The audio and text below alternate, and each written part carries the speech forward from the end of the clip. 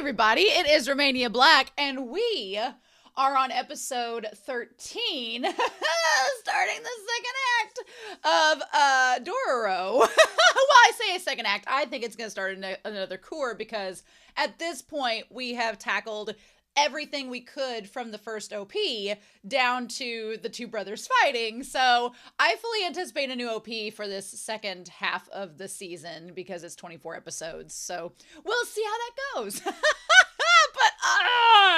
last episode was just, it was so frustrating because I was like, why can't we have nice things? Why can't these two brothers get along?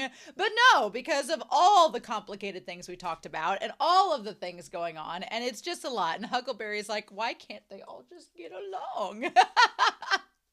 Anyway, so I do have a comment from episode 10 to talk about, but I honestly, sitting down to watch this, am really nervous because I don't know moving forward what direction we are going to go in. Obviously, Hyakkimaru just wants to get his body back and be a full, in what he determines as a full human being, which we can talk about in terms of, you know, what does that account for? What does that mean? But I don't blame Hyakkimaru for wanting to get back what was taken from him, right? He's like, this is what I had. It was stolen from me. I just want it back. And that all makes sense. But now there's all this extra added layers. There's the other clans fighting. There's the fact that if Hyakkimaru gets his humanity back and his self back, it will put other people in jeopardy. The fact that Tahomaru is trying to be a good leader and a man of the people, and he believes that this, you know, I gave Tahomaru a hard time last week because there was not a lot of time in between him deciding on screen what we saw. There was not a lot of time between him deciding, nope, Hyakkimaru's a demon, we gotta kill him,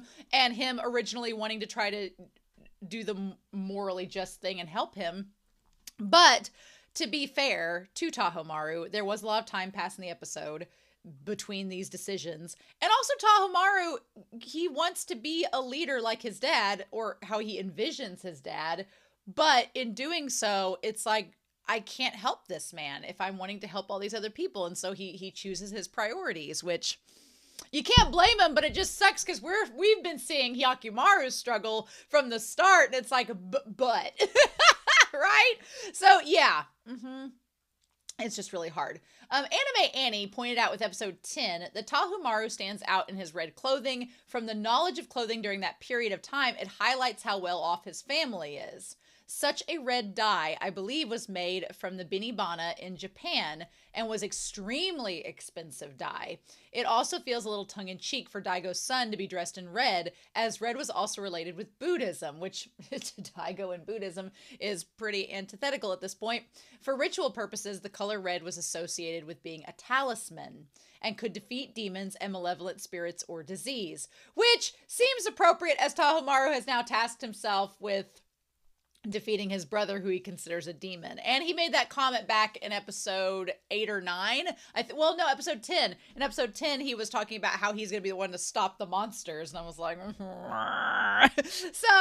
but anyway, due to the oxidation process on the dye over time, the color does fade to orange. So now bright orange is more commonly associated as the color with Buddhism and such rituals. Okay, that makes sense because I do know, seeing pictures of Buddhist monks, they're all dressed in like bright orange. So the fact that it's the dye fading over time, that makes sense.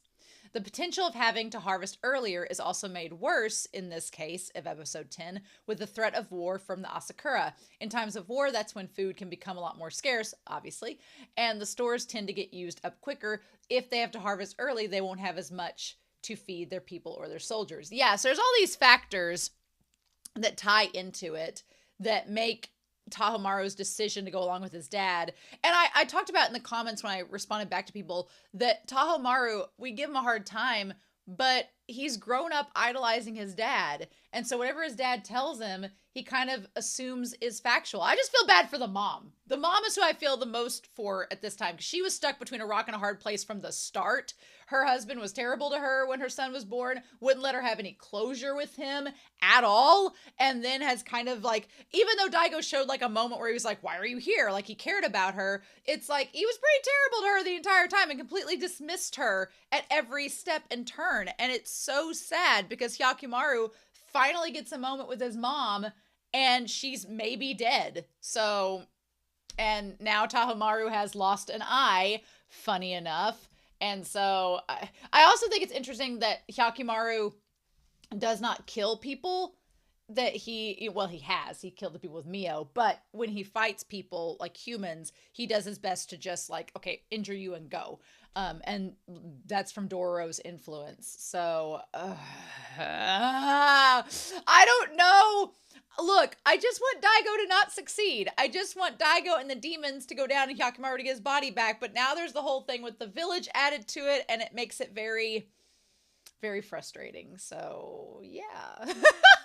I want to give a special shout out before we start to Edgar, because my internet is still out.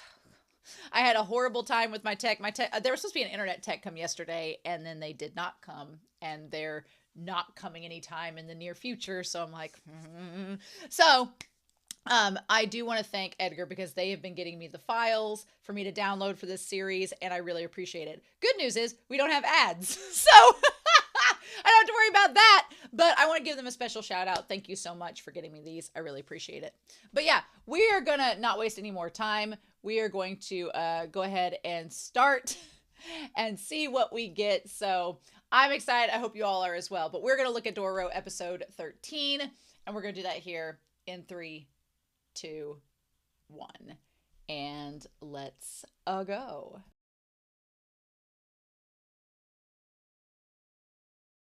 Well, that was a very interesting aftermath episode.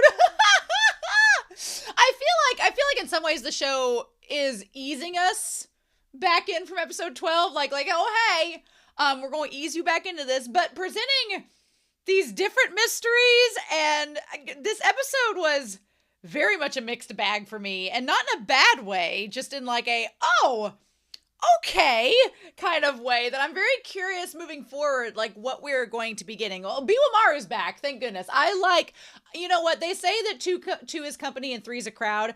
I would disagree in the case of this series, only because I really like the angle that Biwamaru adds to it, where you have a character like Biwamaru that can relate to Hyakkimaru and his loss of senses, but also is very blunt. Because Dororo, I feel like Hyakkimaru, like this episode kind of showcased, Hyakkimaru cares about Dororo, of course, but they are very caught in a lot of turmoil right now, and they're not exactly, I wouldn't describe Hyakkimaru as the most empathetic protagonist ever. And so he's kind of like caught in this turmoil, and he's like not sure of himself, and he's just like, argh. And so Dororo doesn't get pushed to the side necessarily, but I don't think Hyakkimaru takes some of Dororo's comments as seriously as he could. And I feel like with Biwamaru kind of cuts right to the core of it, and is like, no, hey, by the way, did you think of this? And has that adult perspective that Dororo does not. And I think Hyakkimaru kind of stops and stares and goes, okay, well, it's kind of like having a second opinion. Like you go to a second doctor's opinion when somebody's telling you one thing, you need that second opinion to back it up. That's why I like Biwamaru there, because they can kind of back up whatever Dororo's putting down, but also add this adult perspective that can relate to Hyakkimaru, because he's going through the same thing as far as not having their sight and battling demons and whatever. And plus, now Biwamaru can maybe talk about the demons with them and be like, oh, by the way, went to the Hall of Hell, wasn't a good time, 0 out of 5 stars, but found some things out. So I feel like it's a good thing that Biwamaru is back, and I'm excited for next week to see what Biwamaru is going to tell them, and what is with this seeming tattoo on Dororo's back that we're going to look at and talk about later on, but we're not there yet. But I am glad that Biwamaru's back in this. So, interestingly enough, I think it's important that we have an episode following up last week with this one that deals with Buddhism and talking about, because you have the Mother of Mercy. We still don't exactly, the show has not confirmed what the green light is. We assume that the green light is a spirit or a god or a deity, but is not a demon. So it's kind of like angels and demons, red and green, the contrasting colors.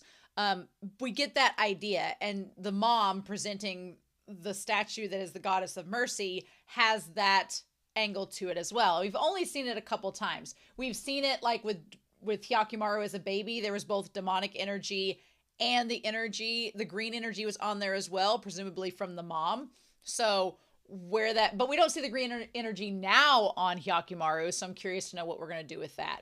But yeah, And then he sees the statue, I cannot save you. So Hyakkimaru is aware of the statue. Maybe not aware of what it means, but is also aware the mom had it, and that the mom was not a demon, and that the mom, says we could not save you. So Hyakkimaru is going through it. He has a lot of turmoil and anguish tied up inside of him. And also, I like the fact that Hyakkimaru is such a flawed protagonist. He's very stubborn.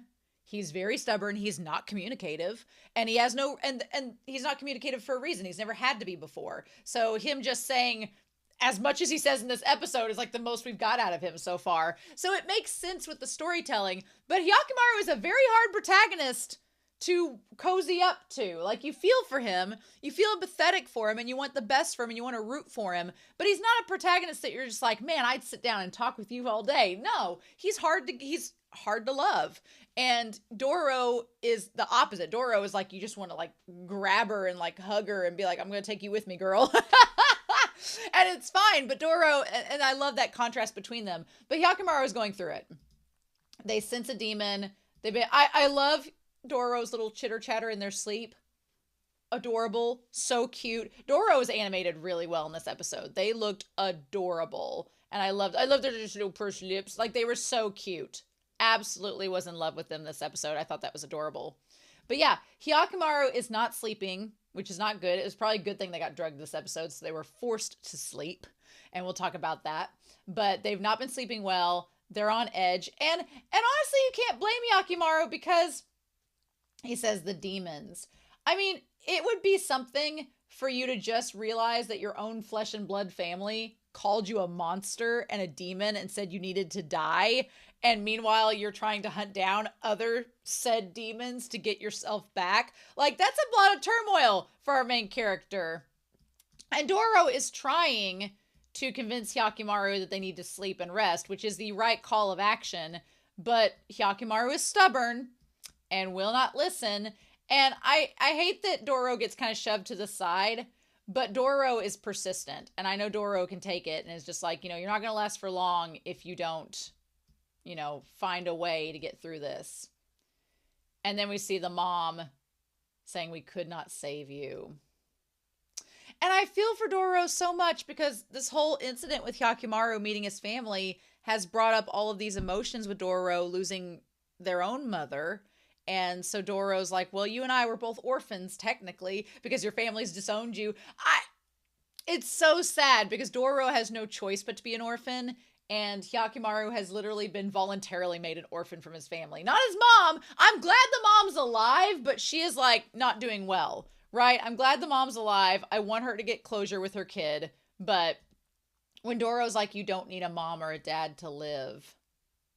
And it almost seems like Dororo in that moment is projecting that because that's what she has to tell herself as well, because they kind of don't have that choice either. It's really, really sad.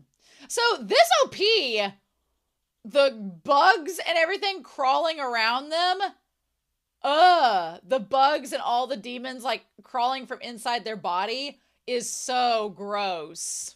And then we contradict it with Dororo looking all cheerful in the sunshine and everything. One thing I talked about in the reaction that I really like is the fact that I know this is based on a 1960s, manga and anime, but I like that in the manga and anime, from what I've seen of the 60s version, Dororo's very, the precocious little chipper self, and they kind of pay homage to that in here, especially in some animation shots by making Dororo seem so chipper, and the way that they walk behind Hyakkimaru looks like the 60s opening. They pay homage really well to it without making it overly campy or being out of tone. So in the OP, we have a white-haired woman who's beautiful. We have a butterfly metamorphosis, and we have a guy that looks like he's seen some shit. Then we have this one guy who has the ponytail and the scars that looks very interesting, that I'm curious about who the heck they are. And then, yeah, Tahomaru. I hate that they make Tahomaru look menacing. I'm like, he's a little innocent angel baby who got he got a scar now. He became Scar from The Lion King and decided that now he's going to be a menace. I'm like, stop it, Tahomaru. That's not who you are. And I hate that the OP like plays up that he is like this demon when I'm like, no. Okay, so in the OP, we see Hyakkimaru holding the corpse of Mio. Why can't we have nice things show? You had to call back to that. And then we see Daigo holding this sword by him. And then the mom, and then Jukai. I want them to see Jukai again. I want Hyakkimaru to see Jukai again, but damn. I'm like, why? And that shot of him with like the blood coming down like tears from in the red background, really well done. Love that. So yeah, and then them at the hot spring. I love the little call to that. That's super cute. And then I love that when they walk on the beach in the OP, there's the two stones that are like connected, kind of like Dororo and him connected. And then I wonder at the end if Hyakkimaru gets his sight back and is able to see her. I'm still worried about Hyakkimaru getting their sight back because I think that will be a problem, but maybe could be wrong. So the blank-faced Buddha is this episode, which is very interesting. This idea of deities and demons and how they're intercorrelated, which is good. But I like the book ending of this episode too, where at the very beginning, Dororo's like, hey, let's go to a hot spring. You can relax. You can heal up. We can get a nice bath. You can rest. You need to do all of these things. It'll take your mind off of your absent family. Let's just go do that. And of course, Hyakkimaru, who is not used to such luxuries, is like, I don't see the point in going. And then Dororo's like, oh, well, there'll be a monster there you can fight. And then instantly wanting to go. And I like how that's bookended with the end of the episode where Dororo's like, look, I kind of lied to you, which I suspect that Hyakkimaru knew all along that Dororo was lying to him, but just didn't say anything. And then at the end of the episode, Hyakkimaru was like, I know, we're going to go anyway, though, because you have the right thing for me in mind. And plus, even though Hyakkimaru cannot see in front of him, he can hear Dororo and all the discussion about their mom and everything. And now that Hyakkimaru has officially met his mother, even if he hasn't seen her, I think that he understands a little bit more where Dororo's coming from in that loss. I feel like there is a little wee connection that has developed between them. But so we have rain finally falling on the land, which it needed it very badly. And then Daigo looks over and his wife she's probably like really, recovering from a stab wound like that would not be easy nor good, and the Mother of Mercy statue is gone now. I don't get good vibes, but we'll see. I will give Daigo one thing. I will give him one thing. He does seem, in his own way, to care about the mom. Is he good to her? Not necessarily, no. Is he a terrible person? Absolutely, yes. But I will give him this. He's by her side in this moment and standing next to her and seems genuinely concerned about her living. So I will give him that. He gets that one pass. That's all he gets. That's all he gets, is that he's empathetic towards his wife. It's bare bones. That's what you get. You're doing the bare minimum as a husband for. Congrats. Good for you. But I feel bad for her, because she's obviously torn apart. And I like that we go to the tallest peak to find Tahomaru in the room there. We go to the tallest peak in the armory there for him to be with, obviously, with the scar and everything. The deal with the demon still stands. And yeah, I'm sure that Tahomaru is frustrated as well. His eye was taken from his brother in their battle. But I'm like, also, you started that battle. Your brother doesn't start that battle. I feel bad for Tahomaru because he's being influenced the way that he is, and he doesn't see the full picture the way that we, the audience, can see the full picture. But then there's a part of me that doesn't feel bad for Tahomaru, because I'm like, you are the one that started that fight. You took on Hyakkimaru. What did you think was going to happen? And you're lucky you got out with just your eye being gone, honestly. And that probably frustrates him even more, is that he was not only incompetent, he didn't get to defeat the monster, like he said. He talked a big game, but it didn't work. But then also his mom stabbed herself, and she could possibly be dying. So obviously it is understandable why he would be as frustrated as well. But I'm kind of like, dude, you kind of caused a lot of this. And also your land is being funded by a den of demons. So there's that. I will say this very briefly, and we'll make note of it. The faces getting chopped off was creepy as hell. That was so creepy. I was like, oh, that's worse than being decapitated, because then you got to see the faceless bodies there, right? And that was it. And you see the woman there, she can shapeshift, the Carver can shapeshift into various forms depending on what's going to lure in their person, but the face didn't work. We're going to talk about the Carver and everything. This isn't the right face either, and this constant look for perfection. But what I was going to say is there was a little moment towards the battle with the Buddhist statue where the animation was okay.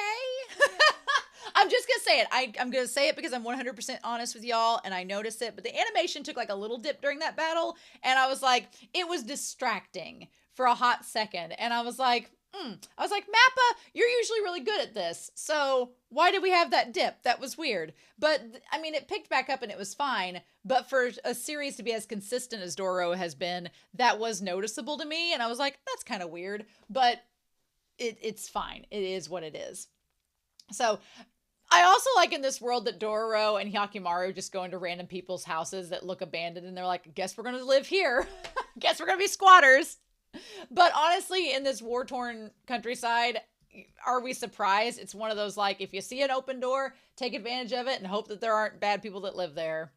I just feel bad for the bundle of sticks that Dororo collected that immediately gets thrown aside. He spent a long time gathering up those sticks, and then they get thrown aside. And I realize I keep saying he because Dororo is technically biologically a girl, but we've been going back and forth with the pronouns so much that I'm going to just say he or she with Dororo. It doesn't matter. It's kind of like the Carver is transgender in this episode. The Carver, was seemingly biologically male, but then when the deity or the demon brings them back, they're female or seemingly female. So, which is cool, which is fine. I like that the show just does it. And it's like, yeah, sure, here we go.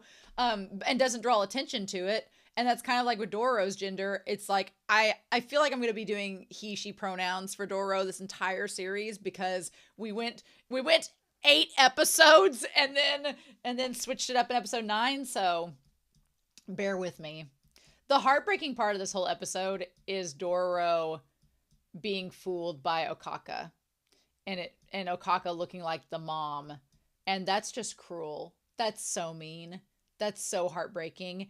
And then the moment where Okaka realizes that she can't change into, she can mimic the voice of Hyakkimaru's mom, but can't change the face because he's never seen her.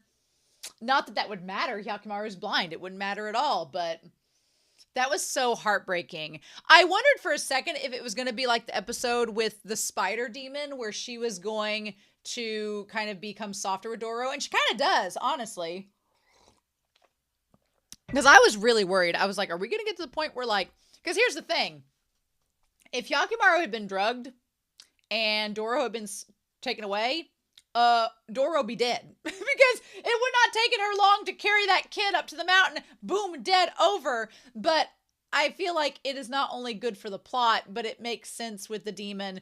Not a demon, but the Carver, Okaka, is based off a human that was brought back to life. So they did have some sympathy, and they were a good person while they were alive. They just died in vain, not getting to perfect the statue that they wanted to. So it makes sense, but I'm like, Dororo, you're lucky that you were able to get on this Carver's good side and call them your mom and do that. You are so good for that.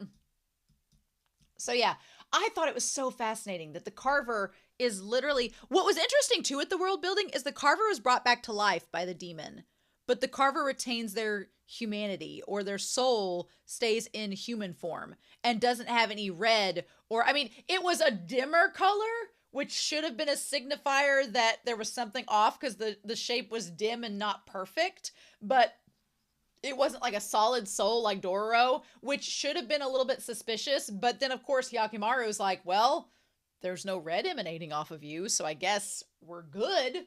And that's so interesting to me that was there.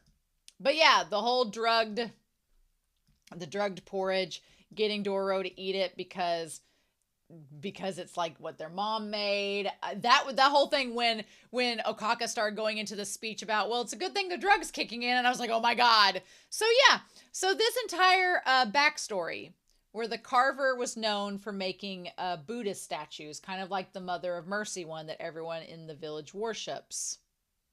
And then as time went on, as the war raged on, people began to want statues with the fierce face of Fudo. They didn't want the nice statues anymore, which honestly is relatable, because when people are angry, or when people are fed up with the system, or when people are just upset at things in general, sometimes they want something that fuels that and satisfies that anger. And sadly, that wasn't what he was making, was not doing what they wanted. They didn't want that. They wanted that instant gratification in the moment, and what he was doing wasn't fueling that. And I appreciate that the Carvers stuck by their laurels and were like, no, this is what I do. I'm not going to, save face and appease to you just because this is what you want in the moment. And it's really sad, because it touches kind of on like human emotion in the real world. And that when we're angry, sometimes when you're angry, you want to vent and be around people that will vent with you. And while in the moment that seems like an instant gratification, it kind of fuels that fire in a negative way. And I notice that in work, when I'm mad at someone, my go-to response is in the moment to go find somebody to like trash talk with and be like, oh, why is this person doing this? And it's making me mad and stuff. But then I think about it later and I'm like, that just makes me look kind of like a negative person and a bad person, because that's all I do. And I don't want to do that. So I've had to like make myself hold back and kind of reflect and pause. And that's not easy to do sometimes, because I just don't want to give off that impression. So, but I felt bad. They also forgot about the Carver, which is really sad. And then the Carver that had been a good spirit wanted to get back at everyone. So he started carving this voodoo statue at the boulder and did everything except the face. But the thing of it is, it's not who they are. They're just acting in the moment and they're being vengeful, and it's not who they are. So of course they can't get the face right, because that's not them. That's not how they do it, right? So they could never get the face correct, and they ended up just keeping on going. They tried to be perfect. And if you are an artist, you probably understand that that is so hard, and that oftentimes you are never going to be perfect. You can't make it. Perfection is not achievable in art. I mean, you can get satisfied, but for years and years he carved and destroyed, and finally just died of old age. I honestly thought for a hot second that Hyakkimaru had literally fell asleep out of exhaustion and had put their guard down and fell asleep, but that's not the case. They were drugged, and the drugs kicked in a lot faster than they did with Dororo. So, which Hyakkimaru probably just hurried up and ate real quickly and then passed out, and then Dororo, and they're not much of a talker, so they probably didn't even realize what was happening or what they could say in that moment to solve the problem. So, yikes. Doro asking if they can call Okaka mom. Show. That's just cruel. That's so mean. That's so mean. Because it's just like, we as the audience know that this character is probably going to die, or something bad's going to happen. I thought Hyakkimaru was going to kill her, honestly. And I thought that was going to be, I thought they were setting us up for Hyakkimaru to kill the mom, and it'd be this horrible, heartbreaking moment, which is bad enough as it is. But I felt like it was going to be a moment where it would create a rift between Dororo and Hyakkimaru. I'm glad that wasn't the case. I'm glad the show didn't go that route, but I really thought that was about to happen. And then, and then we see the vengeful spirit began to live in the Fudo statue to settle the Carver's old scores. It wanted a face so badly, and then it revived. So it ended up reviving the Carver and made them basically a woman. Ta-da! So it could take their faces for itself. So it's almost like the Carver and the spirit, the negativity of the Carver inhabited the statue and then brought the Carver back, and kind of, it sort of definitely a case of your own negativity taking control of you and controlling you, because it was like the negativity in the Carver became this vengeful spirit, inhabited the statue, then brought the Carver back, and the Carver had to serve the negativity and hatred inside of itself, which is metaphorical and very, very well executed as far as this goes. Also, that waterfall with all the dead bodies, whenever Hyakkimaru falls in the waterfall and all the dead bodies are looking back up at him and like the hands are reaching out, Mm-mm. Nope. It reminded me of the marshes in Lord of the Rings. I think it's Twin Towers, maybe. Is it Twin Towers? I feel like it is. When they're going through the marshes, and I think it's Merry or Pippin. One of them falls in the marshes, or maybe it's Sam. One of them falls in the marshes, and then there's all the dead bodies looking back up at them. Nope. Nope, nope, nope. But yeah, but that man's face. I'm glad at least that the Carver was like, I'm not going to kill a child. I was like, oh, thank God. Glad we're not going that route. So then poor Dororo has the dream about the mom turning into the Carver and goes out to look for the brother. And honestly, the Carver did not want to hurt Dororo.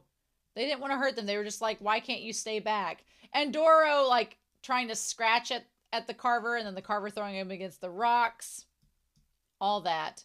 And then Hyakkimaru wakes up and unties themselves. But I did think the animation here was a little bit clunky. Like I said, with the statue versus Hyakkimaru. And I get the statue can't really move. It can move a little bit, but... And then the fact that it knocked Hyakkimaru off the waterfall, it just kind of happened really quickly. But then the things came down to try to, like, get Hyakkimaru back up, and he used it to rise up. It seemed a little plot convenient, but it's okay. It's fine. I just noticed it in relation to the other episodes. It was a little off, but it's okay. It did give us the really good imagery of all the faces and the faceless bodies reaching up with all the miasma coming out of it. That part was really good. I liked that a lot. But yeah, you don't need to destroy... Oh, that's when the Carver says you don't need to destroy the statue and takes on the voice of Hyakkimaru's mom. One thing I really love about this scene is that Hyakkimaru, in the moment, Dororo gets really emotional seeing their mother's face and hearing their mother's voice because they've grown up with her, and it affects them heart, like, very deeply. What I'm kind of proud of is Hyakkimaru had a very big response to their mom and meeting her on the battlefield.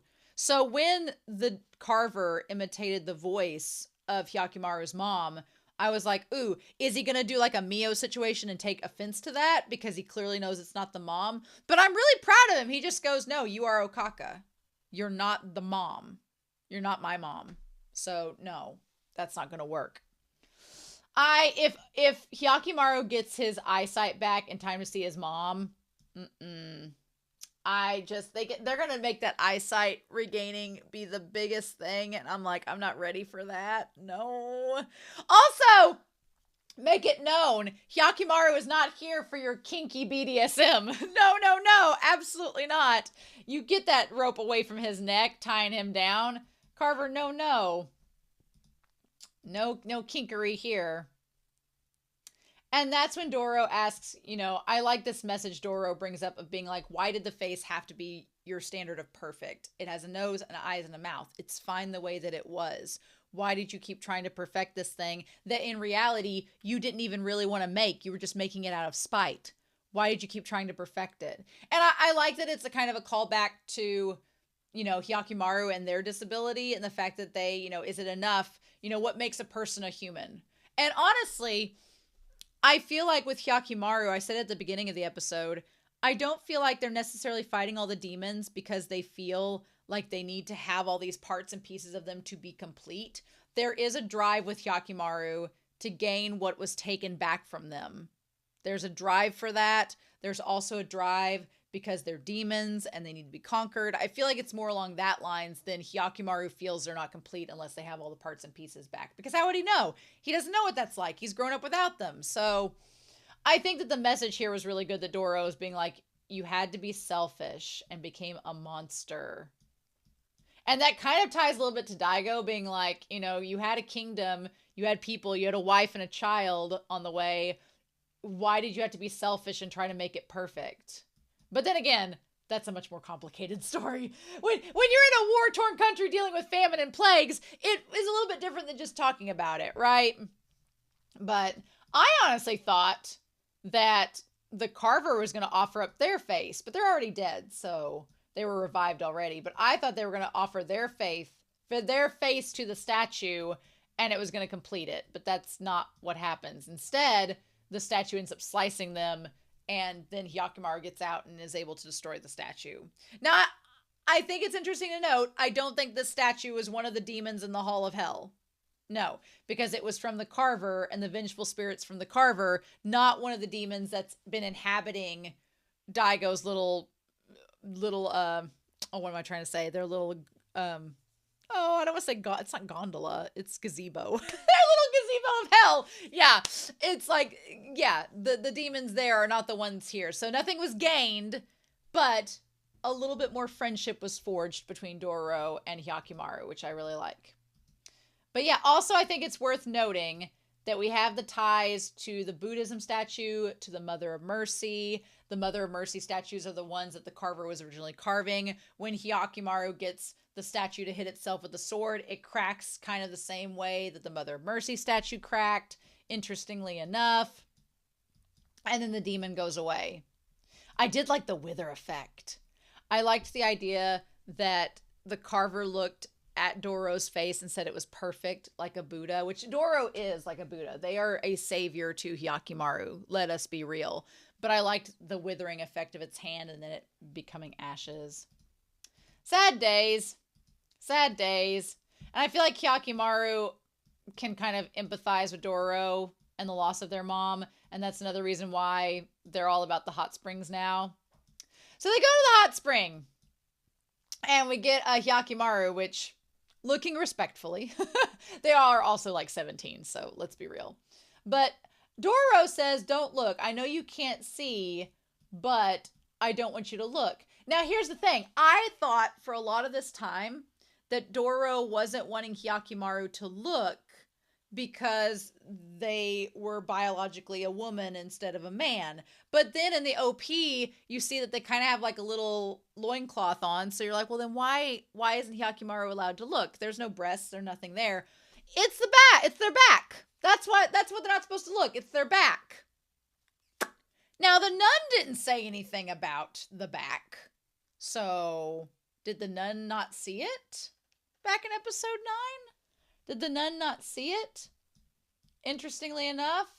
So then we have these two kids. At first, I'm not going to lie to you. When we saw the shadow of Biomaru, I thought that it was Itachi. I'm not going to lie. I thought Itachi was alive and it was going to be them and we're going to end on a cliffhanger there. But then it was Biomaru and I was like, oh, thank God. It's the priest. Where did you rise up from? Be like, might have just been hell. What a card. What a kidder. And then this old man and the two kids show up yelling at them. The little monkeys. They're more monkeys than humans. They're like, where are you from? I'm like, well, we're traveling. Where to? We haven't decided.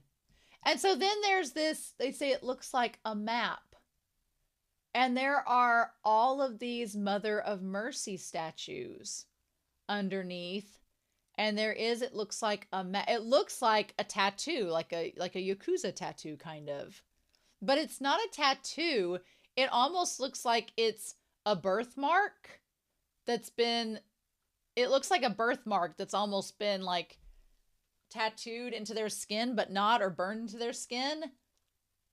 If it's a birthmark, it is a very elaborate one. I'm so curious about this because Hyakkimaru has never detected anything remotely demonic or green on them.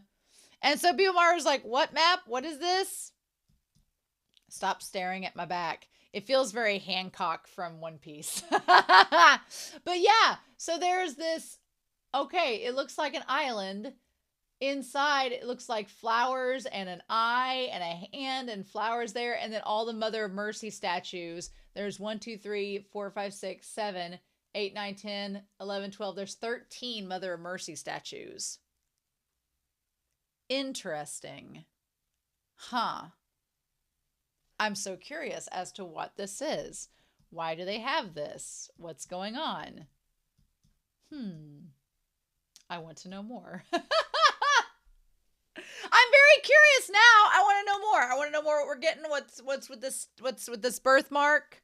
Has it always been there? Did it only arrive after? I mean, it has to have been there before because Dororo's been aware of it. So it couldn't just be something new. It's something they are aware of. But what is that? Was it given to them? Were they born with it? So curious. Anyway, I guess we'll find out next week. So in the meantime, I hope you all have a wonderful week. I'm excited to hear your comments down below. Please stay safe, take care, and yeah, I'll be back very soon with more of Dororo. Bye!